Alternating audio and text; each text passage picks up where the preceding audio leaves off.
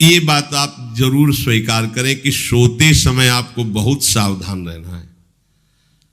और प्रायः गलती सोते समय करते हैं उपासक की कोई प्रपंच की बात याद करते हुए या मोबाइल देखते हुए या कोई गंदी चेष्टाओं का आपकी रात बेकार चली जाएगी। अगर गंदी चेष्टा हो गई तो सुबह भी बेकार हो जाएगी, दिन भी बेकार हो जाएगा, निरुत्साहित हो जाओगे। सोते समय आपको समय नहीं देना व्यर्थ चिंतन का। उसी समय विषय चिंतन होता है, उसी समय विषय भोग की आकांक्षा जागृत होती, उसी समय विषय देखने की इच्छा होती। मोबाइल है तो जिस समय आप अपनी शैया पर जाएं स्विच ऑफ कर दें। उसमें मैसेज घंटी आने का कोई भी रास्ता मत रखें। मान लीजिए आप उपासक हैं भगवत प्राप्ति के, 30-35 वर्ष ये नहीं था तो सब मर नहीं गए थे। और बोले इमरजेंसी, जब इसकी 30-35 वर्ष से पहले इसकी कोई रचना नहीं थी, मुझे लगता है, क्योंकि 30-35 वर्ष में ही इसका विस्तार देखा है। नहीं तो कभी किसी के पास मोबाइल नहीं। कोई बड़े अधिकारी तो इतना बड़ा वो, इतना बड़ा वाला वो ऐसे रखते थे।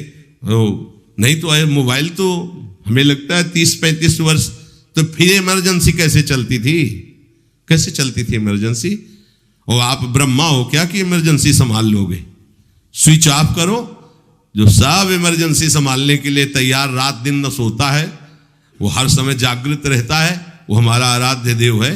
स्विच ऑफ करो, चिंतन लगाओ श्री जी का। ये जो रात्रि के शयन के समय मोबाइल में इधर उधर दृश्य देखने हैं, अपने सर्वनाश का बीज बोना है। मान लो, हमारी प्रार्थना मान लो, ये उस समय मन आपको परेशान करेगा जब कमरे की सिटकिनी अंदर से बंद होगी। सबसे प्रार्थना है रात्रि के शयन के समय। तो बोले फिर ठीक है 10 बजे तक देख लेंगे मोबाइल, इसके बाद शयन के समय भजन कर लेंगे। होगा ही नहीं। क्या तुम देखना चाहते हो? प्रिया प्रीतम के सिवा और कुछ क्या देखना चाहते हो? वो तो सुभग सुंदरी सहज सिंगार है, सहज शोभा सर्वांग प्रति सहज रूप वृषभानुनंदिनी। हमारी स्वामिनी जी की सुंदरता छुपाने के लिए आभूषण पहनाए जाते हैं।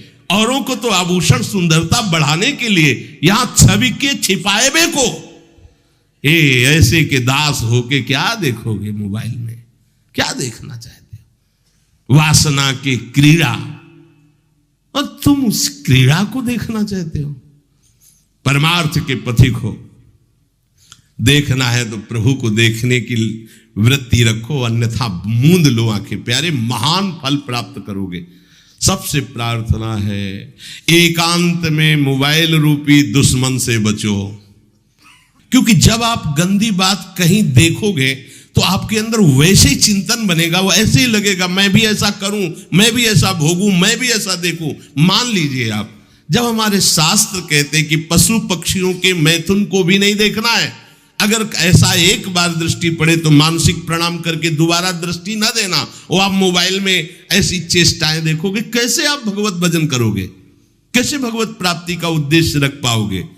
ये कलयुग की बहुत महीन चाल है कि उसके बिना काम नहीं चलेगा और हम तुम्हें काम से युक्त कर देंगे। इसके बिना काम चलेगा नहीं, तुमको रखना पड़ेगा। और जब तुम इसे रखोगे तो हम काम अपना कर लेंगे। कलयुग ने कहा हम अपनी व्यवस्था बना लेंगे। यहां कह रहे जब आप नींद में जा रहे हैं तो बिल्कुल मानो मृत्यु शैया पे जा रहे हैं। आपको उस समय नाम जप में बहुत ध्यान देना है, कहीं मन बहक ना जाए। तो क्या होगा, 5-6 घंटे जो आप लेटोगे ना, वो भी भजन हो जाएगा। हमारा जो सततम योमाम स्मरति नित्यशा है ना, ये पूरा हो जाएगा। नहीं, उस समय हम सो जाएंगे तो हमारा 6 घंटे का वियोग हो गया, 6 घंटे भजन रुक जाएगा। और ये 100% पक्की बात अनुभव की कहते हैं। यदि सोते हुए भजन करोगे तो जगते, कई बार तो पकड़ा है कि अगर आधे पद में बेशुद्ध हो गए तो वो पद पूरा जगते ही शुरू हो गया है। मतलब बीच में स्थिति भागवती की रही। जैसे बेहोश करते समय हमने कहा था जब ऑपरेशन के हमें बता देना, तो उनका बाबा अब इंजेक्शन लगाने वाले हैं तो वो 1 मिनट हमें केवल दीजिए, अपनी चित्तवृत्ति। तो जब होश आया तो वही पहले चिंतन चल रहा था, वही चिंतन। जैसे सोने के समय हम बेहोश हुए तो जगने के समय वही चिंतन, ऐसे ही इंजेक्शन से जब बेहोश हुए और जब होश आया तो वही चिंतन चल। बहुत बड़ा चमत्कार अभ्यास का है। नींद खुले तब से लेकर गाढ़ नींद आने तक स्मरण में कभी रुकना नहीं। और आपको एक छूट दे रहे हैं। कभी कभी क्या होता है कि एक मंत्र में, एक नाम में जैसे बहुत देर अभ्यास करते हैं तो मन उबने लगता है। इसका स्वभाव है, ये अनुभव की बातें कहते हैं। इसका स्वभाव है नवम नवम, नहीं तो ये मतलब, तो इसको हम लोगों ने कैसे फंसाया है। जैसे गुरु मंत्र जप रहे, अब 2-3 घंटे लगातार गुरु मंत्र जप, अब इसको उबन बढ़ी, अभी छोड़ रहा है, बीच बीच में पता चलता है छोड़ना चाहता है, छोड़ रहा है, तुरंत इसको नाम में फंसाया। अब थोड़ी देर नाम में चला, फिर उब रहा है, बहुत विचित्र है ये, अब उसको फंसा दिया। उस पीछे की बात अभ्यास के समय, नमामि शमीशान निर्वाण रूपम विभुम व्यापकम ब्रह्मवेद स्वरूपम। चिंतन, पदगान कर रहे, ये भगवान शिव पदगान कर रहे हैं, और उसका चिंतन, निर्वाण रूपम विभुम व्यापकम ब्रह्मवेद स्वरूपम। अब अपने यहां अवसर है, सुंदर सुंदर कोई पद गुरु मंत्र जप करते हुए मन जब उबने लगे, राधा वल्लभ श्री हरिवंश, राधा वल्लभ श्री हरिवंश, राधा वल्लभ श्री हरिवंश, इसमें भी उबने लगे, शुरू कर, जोई जोई प्यारो करे सोई मोही भावे, भावे मोही जोई, इसमें भी उबने लगे। सुधा निधि का कोई एक लाइन ले लो, ब्रह्मेश्वरादि सुदुरूह पदारविंद श्रीमत् पराग परमाद्भुत वैभव, ब्रह्मेश्वरादि सुदुरूह छोड़ना नहीं है, तू भाग में नवम नवम दे रहा हूं, नवम नवम। इसको फंसाने के लिए आपके पास अस्त्र हो, जैसे यहां चाकू, यहां पिस्तौल, तलवार, ये वो सब बिल्कुल वीर सजा रहता है, ऐसे ही अपने लोग सजे रहते। छोटा राधा, अब एकदम चिपक गया है आके, तो कैसे मारे, तो छोटी चाकू है ना वैसे, राधा राधा राधा, थोड़ा दूरी राधा वल्लभ श्री हरिवंश, थोड़ा और दूरी गुरु मंत्र, बड़े बड़े अस्त्र अपने पास रख ले, बहुत भाग रहा है तो फंसा दिया। प्रथम यथावति प्रणव श्री, अब लग पूरा पद गा उसमें लग, प्रथम यथामति प्रणव। भोजन पाते समय ऐसा अभ्यास किया है, 1 घंटा के पहले भोजन नहीं होता, चाहे 2 रोटी पाना हो, समय लगता है भोजन, आराम एक एक नाम, एक एक, कुछ भी हल्ला मचाओ, कोई फर्क नहीं पड़ेगा, अपना चलेगा। अभ्यास स्नान के समय, भोजन के समय, किसी क्रिया के करते समय, किसी से बात करते समय, सोते समय, ये विशेष स्थान जहां में सावधान रहना है। यहां भजन छूटता है, ध्यान देना, यही भजन छूटता है। चलते समय, क्रियावान होते समय, प्रसाद पाते समय या किसी से बतराते समय, ये सब भजन के छूटने के स्थान है, और यही पकड़ना है भजन को। जब आपको बिल्कुल न लगे तो मानसिक सब बंद कर दो और गुनगुनाने लगो, जो धुनी आपको अच्छी लगे उसी में नाम, कोई नाम लेके, संसार का चिंतन न होने पावे, चाहे जो कुछ तुम जहां तुम्हारा मन आवे, गंगावरी गोदावरी कुछ भी, भागवतिक चिंतन के सिवा संसार के चिंतन न होने पाए। पहले ऐसे अनन्य बनो, फिर बाद में अनन्यता आती, रसना कटो जो अनरट। हाँ भी विषय चिंतन कर रहे हैं, प्रपंच कर रहे हैं, बोले रसना कटो जो अनरटो, और नहीं बोल सकते, प्रपंच बोलेंगे बस, रसना कटो, ये शब्द वहां नहीं आते। पहले हम आपको छूट देते, भक्त चरित्र, भगवान की चरित्र, नाम, कीर्तन, मंत्र, जो भी चाहो, संसार का चिंतन मत होने देना, पहले ये पकड़ो, फिर आगे चल करके जब पवित्र हृदय होगा तब ये निष्ठा आती, रसना कटो जो अन्न रटो, निरखियन फुटो नयन। मान लो संसार का चिंतन नहीं करने देना है इसको, आप जैसे बने वैसे करो भागवतिक चिंतन, कोई नाम ले लो, कोई मंत्र ले लो, तुम्हें जो प्रिय लगे, हम छूट देते हैं। ये हम नहीं करें कि रसना कटो जो अन्न रटो, ये बाद की बात है, हमें पहले इसका संसार चिंतन रोकना है।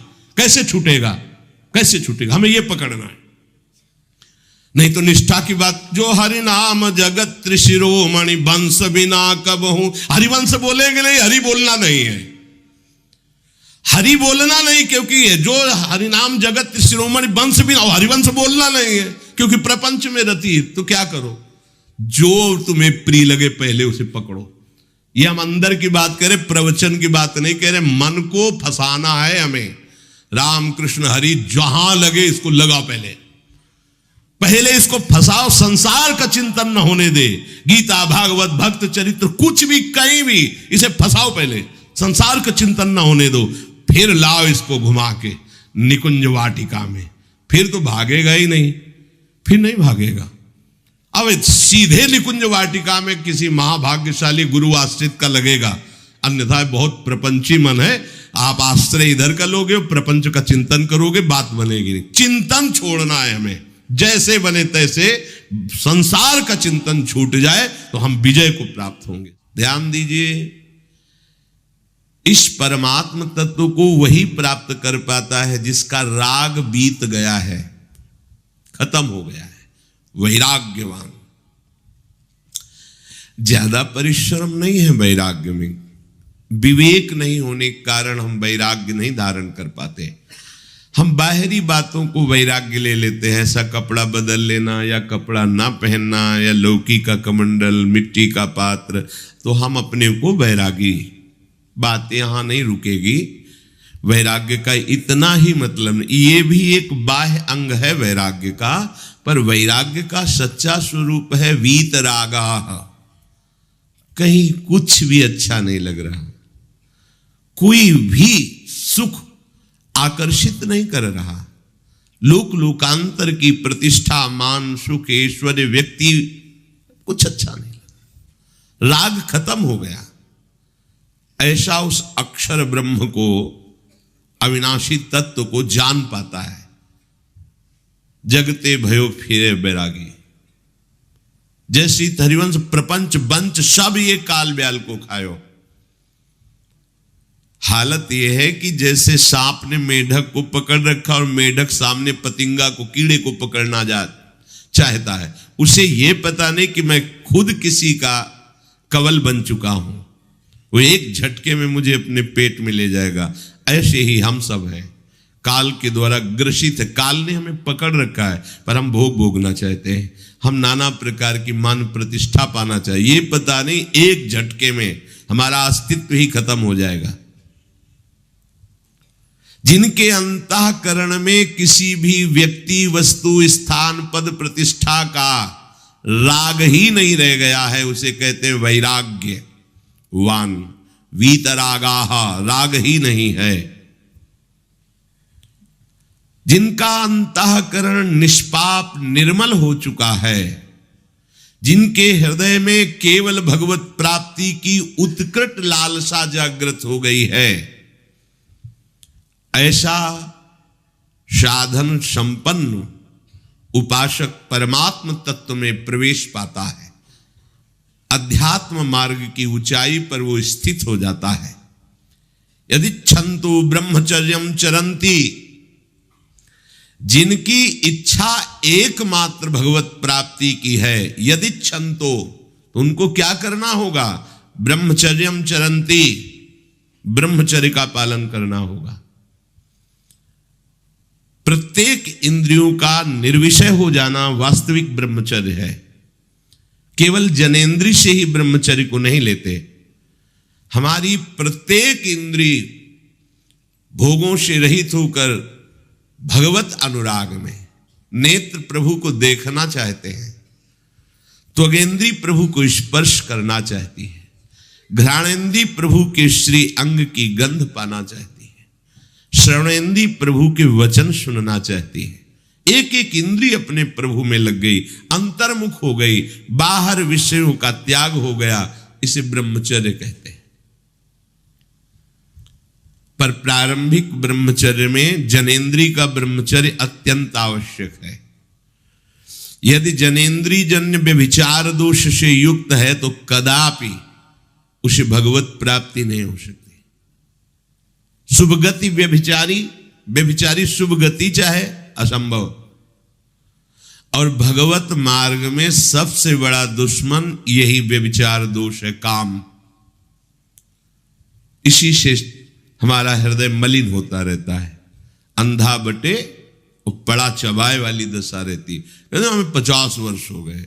अरे 50 जन्म हो जाए, तुम व्यभिचार करो, गंदी बातें करो, गंदे चिंतन करो, सो समय व्यतीत कर, अनंत जन्म व्यतीत हो गए, भगवत प्राप्ति हुई क्या? 50 वर्ष से भगवत प्राप्ति हो जाएगी क्या? 5 मिनट काफी है भगवत प्राप्ति में, एक बार नाम काफी है। वो स्थिति तो लाओ।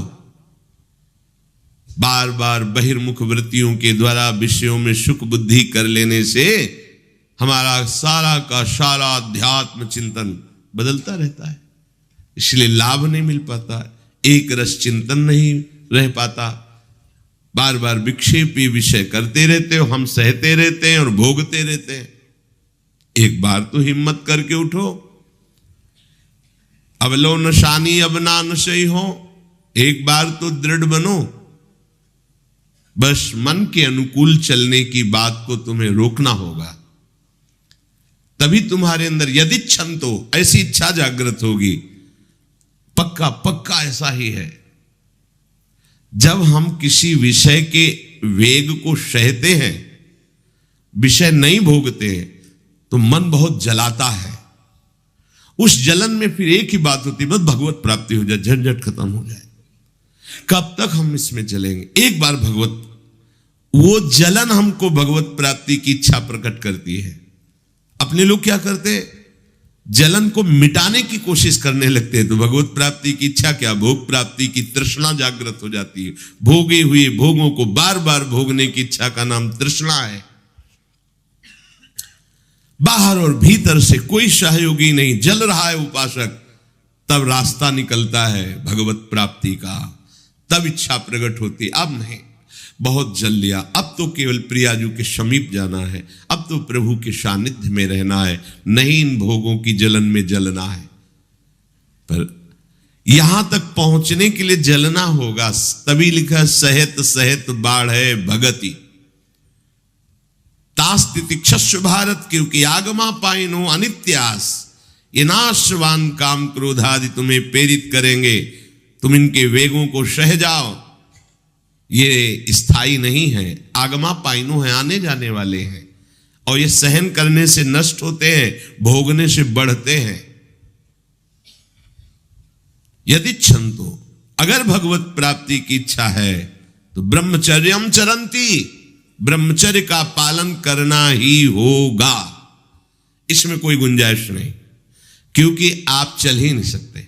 ध्यान से सुन लो, ये मनोरंजन का मार्ग नहीं है, इसमें मन ही मार तनहारिक वृंदावन में गाज, इसमें मन मारना होगा।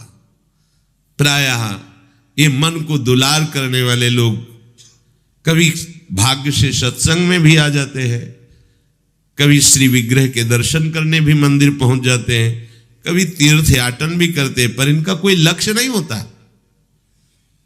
आज सुन लिया सत्संग, बढ़िया है, लक्ष्य नहीं होता। यहां लक्ष्य वालों की बात हो रही।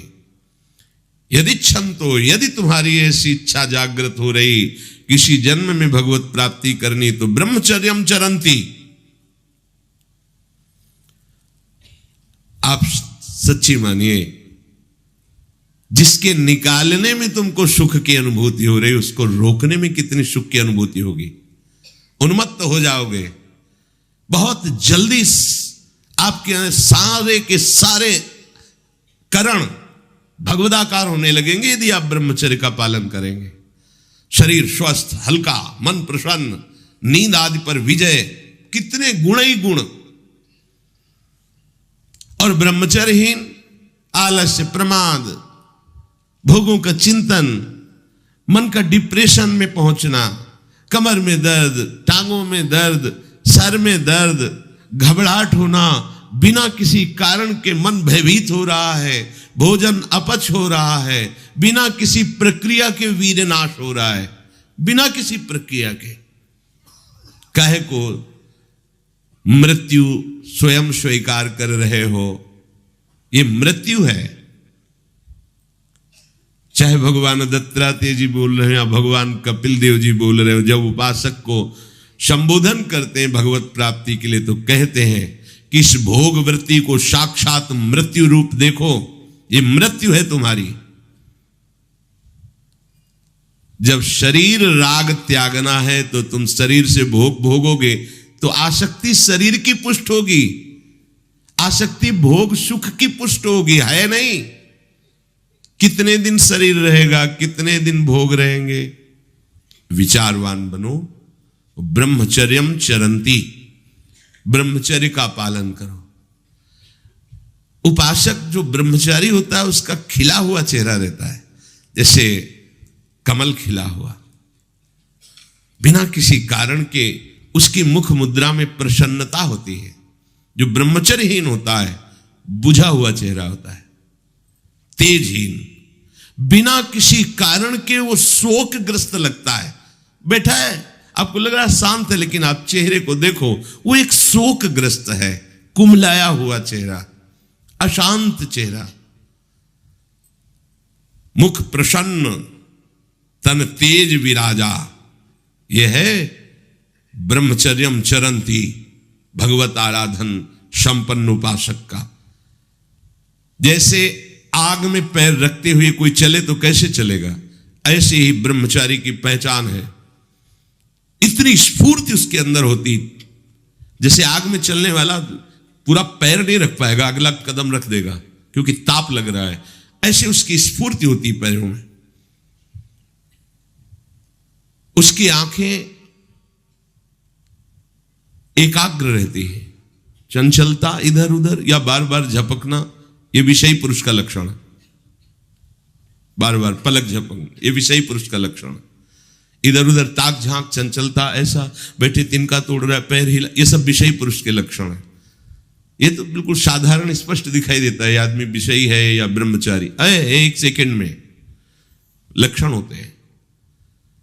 आपको जब भगवत मार्ग का अवसर मिला है तो गृहस्थ हो, संतान हो गई, ब्रह्मचर्य से रहो। नहीं चाहिए संतान तो भ्रूण हत्या, गर्भ हत्या जैसे महापाप करने की क्या जरूरत है।